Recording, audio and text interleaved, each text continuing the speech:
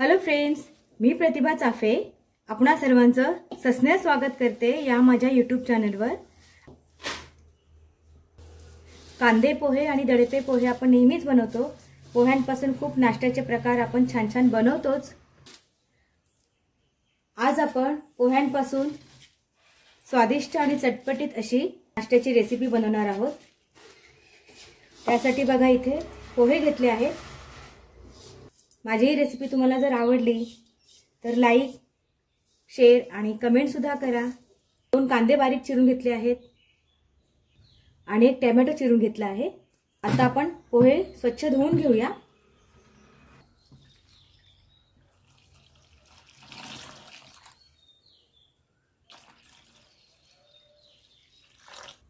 पोहे स्वच्छ धुवून यातलं पाणी आपण निथळून घेऊया। बघा पोहे स्वच्छ धुवून घेतले आहेत। आता आपण पोहे बनवायला सुरुवात करूया। गॅस चालू करूया। मोहरी घेऊया। 2 चमचे तेल घेऊया। आता आपण जिरे घालून घेऊया। मस्त अर्धा चमचा हिंग घालूया। फ्रेश कढीपत्त्याचे पाने घालूया। कोथिंबीर घालूया। आता आपण यामध्ये कांदा घालून घेऊया।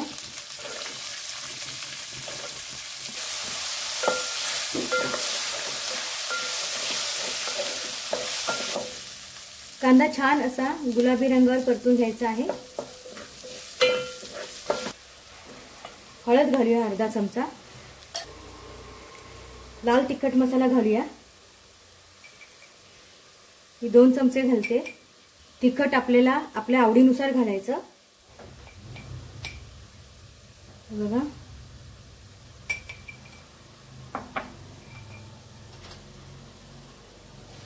आणि अर्धा चमचा गरम मसाला पावडर घालते। मसाले परतून घेऊया। आता यामध्ये टोमॅटो घालून घेऊया। टोमॅटो आणि कोथिंबीर घालूया। मस्त असं मिक्स करून परतून घेऊया। टोमॅटो असे अख्खेच ठेवायचे। आता आपण यामध्ये हे पोहे घालून घेऊया।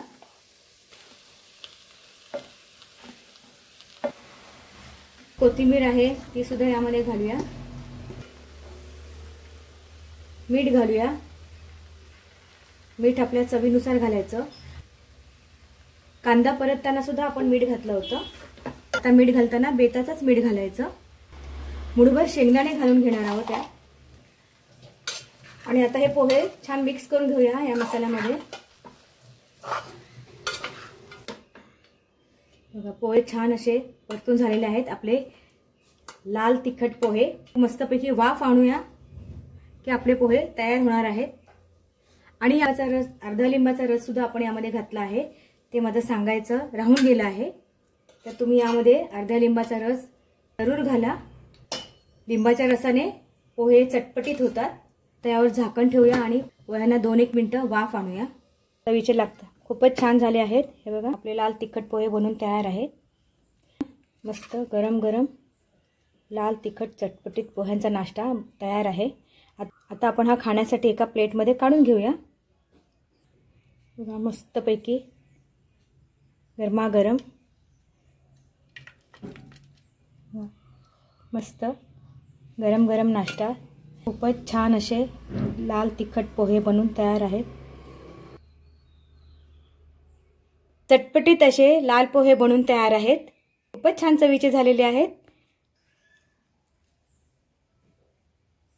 तुम्ही अशा पद्धतीने हे पोहे नक्की बनवून बघा।